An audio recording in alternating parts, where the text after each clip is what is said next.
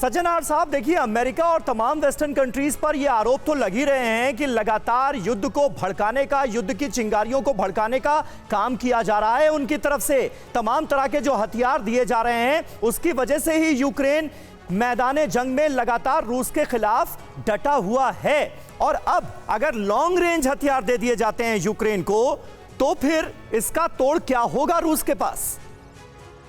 देखिए, पहले मुझे वो जवाब देने दीजिएगा जो ऑगस्टिन साहब ने कहा, जो उनके पास हैं ऐसे अस्त्र और उन्होंने इस्तेमाल नहीं किया, परंतु फिर भी बेलगोरद में उन्होंने किया है और एक जगह और किया है।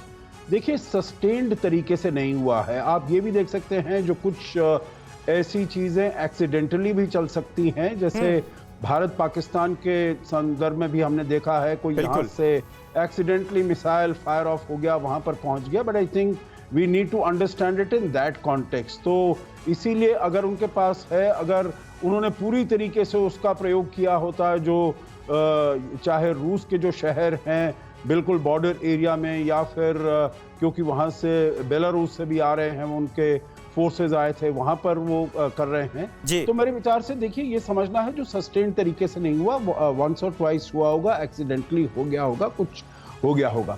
परंतु देखिए, दूसरी बात जो आपका प्रश्न है समीर, बहुत महत्वपूर्ण प्रश्न है। इसका मतलब क्या होना चाहिए? जो रूस वहां पर आकर ताबड़तोड़ मिसाइलों से टैंक वो अपने 65 किलोमीटर का वहां पर कीव के बाहर वो लगा देता है, और यूक्रेन के पास क्योंकि हथियार नहीं है, वो अपना हाथ पीछे बांधकर बस खड़ा रहे और देखता रहे जो उसकी पूरी देश को उसको तहस नहस किया जा रहा है। तो देखिए, उसके पास बिल्कुल कुछ ना कुछ बेसिक मिनिमम अपनी सेल्फ डिफेंस के लिए तो उसको देना ही पड़ेगा। I think it will be very unfair. मैं तो ये भी समझता हूं, जो देखिए अब आज हमने देखा है कीव के ऊपर भी भारत के वहां पर राजदूतावास मई के महीने में खुल गया। 17 मई को हमारे जो राजदूत है वहां पर, उन्होंने राष्ट्रपति ज़ेलेंस्की को अपने अग्रिमा भी पेश किया है। ही स्टार्टेड वर्किंग, नए एम्बेसडर आ गए हैं। परंतु अगर आप कीव के ऊपर भी फिर से ताबड़तोड़ हमले किए जा रहे हैं, और जो यूक्रेन के हैं हाथ वो उनके आप सही बात है, सही बात है। ये तो साफ तौर पर नजर आ ही रहा है, जिस तरह से राजधानी कीव को आज फिर निशाना बनाया गया है। सुबह से लगातार टीवी9 भारतवर्ष पर उन हमलों से जुड़ी तस्वीरें भी हम अपने दर्शकों को दिखा रहे हैं। वहीं पुतिन को उकसाने का स्वीडन का बहुत बड़ा फैसला भी सामने आया है। यूक्रेन को RBS-17 एंटी शिप मिसाइल देगा स्वीडन, यह तय हो गया है।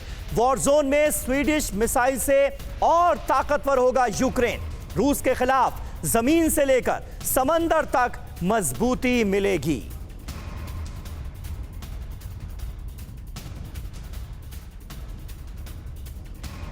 तो अब ये स्वीडन का RBS-17 क्या है, ये सवाल जो है वो आपके जहन में भी आ रहा होगा। इससे जुड़े कुछ इंपॉर्टेंट जो फैक्ट्स हैं वो हम आपको बताते हैं, और उसके बाद फिर चर्चा के लिए आगे बढ़ेंगे। अश्विनी सिवाच साहब का भी रुख करेंगे। देखिए, स्वीडन का रोल बड़ा अहम हो जाता है, क्योंकि स्वीडन और फिनलैंड ये वो दो मुल्क हैं जो नाटो की सदस्यता लेना चाहते हैं। हालांकि तुर्की जो है वो राह में रोड़ा है, लेकिन रूस बहुत खफा है इन दोनों मुल्कों से। और अब स्वीडन का ये कदम जो है वो सामने आया है, जो कि रूस के गुस्से को और भड़काता हुआ सीधे तौर पर नजर आता है। ये देखिए, वर्ल्ड वॉर का ट्रिगर, यूक्रेन को RBS-17 Swedish anti ship missile देने की तैयारी की जा रही है। स्वीडन की तरफ से यह कदम उठाया गया है। खासियत देखिए, short range anti ship missile है। AGM-114C मिसाइल का ही इसे वर्जन माना जाता है। इस्तेमाल स्वीडिश एम्फीबियस ब्रिगेड करती है।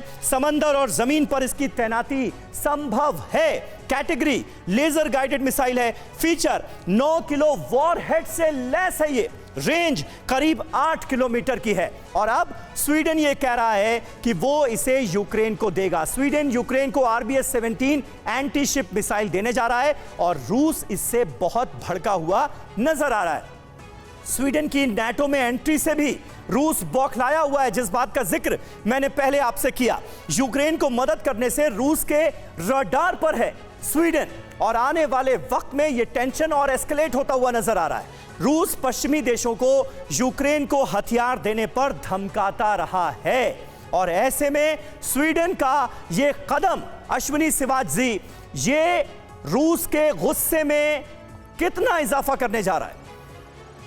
देखो समीर, ये हमें समझना पड़ेगा। इससे पहले मैं थोड़ा सा एक हिमार्स के बारे में बताना चाहूंगा। हिमार्स के अंदर दो पोर्ट है, एक है लॉन्ग पोर्ट जो 300 किलोमीटर का है और एक है शॉर्ट पोर्ट जो 80 किलोमीटर तक फायर कर सकता है। जो खबरें मिली हैं, जो हथियार दिया है हिमरा, तो वो दिया है 80 किलोमीटर का यूक्रेन को, ना कि 300 किलोमीटर का। दूसरी बात यह है, यूक्रेन और नाटो नहीं चाहेंगे कि रूस के ऊपर हमला किया जाए, क्योंकि वो तो थर्ड वर्ल्ड वॉर की तरफ बढ़ेगा। वो चाहते हैं कि जो रूस आपका डोनबास के इलाका लेने की कोशिश कर रहा है, हाँ। यूक्रेन के पास इतनी क्षमता होनी चाहिए, उसके पास आर्टिलरी टैंक, कि उसको रिपेल कर पाए, उसको बढ़ा पाए। अभी एम ये है। और ये जो अभी RBS 17 दिए हैं, वो उड़ीसा पोर्ट और खारासन पोर्ट जो कि वहां पर वल्नेबल हैं, उनके लिए एंटी शिप चाहिए। अगर आपका मैं ध्यान ले जाऊं, नेपट्टून और ब्रिमस्टोन जो मिसाइलें हैं वो पहले ही दी हुई हैं यूएस ने और यूके ने। अगर ये मॉस्को जिसको डुबोया था, वो नेपट्टून मिसाइल थी जो कि यूएस से मिली हुई है। मतलब ये है कि आज की तारीख में जो यूक्रेन को डिफेंसिव की बजाय ऑफेंसिव हथियार दिए जा रहे हैं, कि इसका मतलब यह है कि जो रूस ताबड़तोड़ हमला डोनबास के इलाके में कर रहा है, लॉन्सक और डोनसक एरिया में, उसको इतना आसानी से जीत नहीं कर पाए। मगर नहीं, लेकिन थापर साहब भी हमारे साथ मौजूद है। थापर साहब, ये बताइए, स्वीडन की तरफ से ये जो कदम आगे बढ़ाया गया है, जिस तरह की मदद की बात की गई है, RBS 17 जो कि एंटी शिप मिसाइल है, उससे लैस करने की यूक्रेन को की जा रही है तैयारी, ये इससे तो रूस और भड़केगा, इसमें तो कहीं कोई शक नहीं है। वैसे भी स्वीडन और फिनलैंड से वो भड़का हुआ है, दोनों नाटो मेंबर बनना चाहते हैं। जी हाँ, वो तो है। वो तो अब काफी आम हो गया है। न्यूट्रल रहने के बाद, इतने साल न्यूट्रल रहने के बाद जब नेटो में जाने का फैसला किया है, तो नेचुरली रशिया को गुस्सा तो होगा। लेकिन ये देखिए, जो आप रेंज बता रहे हैं 8 किलोमीटर, नेवल वॉरफेयर में 8 किलोमीटर एक बहुत छोटी रेंज है। सो ये मैं इस हथियार को बहुत सिग्निफिकेंट बड़ा हथियार नहीं समझता। मे बी कोस्टल डिफेंस के लिए, लेयर डिफेंस के लिए ये इस्तेमाल किया जा सकता है। अपने पोर्ट सिटीज में जो जहाज नजदीक आए उनको टारगेट। 8 किलोमीटर को बड़ी रेंज है। 800 या 80 किलोमीटर होता तो मैं मानता कि ये शिप्स को टारगेट करने के लिए, डिसुएड करने के लिए इस्तेमाल किया जा सकता है। लेकिन 8 किलोमीटर रेंज ज्यादा नहीं है। 9 किलोमीटर वॉरहेड भी से लैस है, वो भी कोई खास घातक नहीं है। तो ये एक हथियार है जो थोड़ा सा उसकी डिफेंसिबिलिटी पोर्ट्स को बढ़ाएगा, लेकिन इससे कोई रशियन नेवल फोर्सेस के ऊपर इतना कौशल नहीं होगा।